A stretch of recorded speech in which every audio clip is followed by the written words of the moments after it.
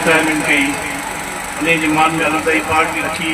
ऐं उनखे जेका बेटा पेश कई है जेका हुन पंहिंजी तइलीमी सरगर्मी जे मैदान में तइलीमी मैदान में जेके हुन पंहिंजी ख़िदमतूं सरंजामियूं आहिनि हुनखे हिकिड़ी बेटा पेश आहे ऐं जेके असांजा दोस्त पिया हली आया आहिनि साईं जेके असांजा ओठ जा बिरादरी जा वॾो कुमाणी जा जेके घुमाणी ऐं ख़ासि करी ऐं साईं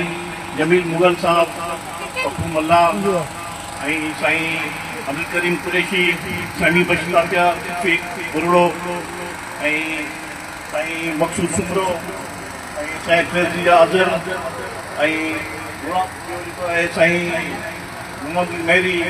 ऐं स्टेट जा जेके फराज़न जनरल सेक्रेटरी आहे उहे ऐं स्कूल जा जेके स्टाफ आहे सभिनी जो शुक्रगुज़ार आहियां सभिनी जी महिरबानी जे मूंखे दाद ॾिनी ऐं मूंखे ॿ लफ़्ज़ ॻाल्हाइण जा हिकिड़ो मौक़ो पेश कयो जे साईं बख़्श ज़िंदगी जेका हुन पंहिंजी ज़िंदगी तइलीम खे ॾिनी ऐं उहो ख़ासि करे ॻोठ खे उहो हुनजे लाइ हिकिड़ो माना हिकिड़ो ताई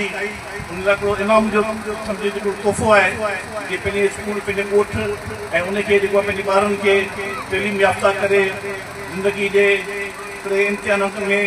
उनखे सुठनि नंबरनि में पास कराए ऐं मुआशिरे जो हिकिड़ो सुठो इंसान पैदा करण में पंहिंजी कोशिशि कई आहे ऐं अॼु को जेको हीउ प्रोग्राम रखियो वियो आहे साईं खे जेके 50-60 साल तइलीम खाते में पूरा कया आहिनि उनखे हिकिड़ी बेटा पेश कजे जो हू पाण ख़ुदि महसूसु कंदो कि 38 साल गुज़ारिया अॼु उनखे इहा महसूसु थींदी मुंहिंजा जेके भई मूंखे कमेंट्स मिली रहिया आहिनि दोस्तनि जा त मूं पंहिंजी ज़िंदगी कीअं गुज़ारी आहे ऐं उनखे असां सुठे कमेंट्स में यादि रखंदासीं।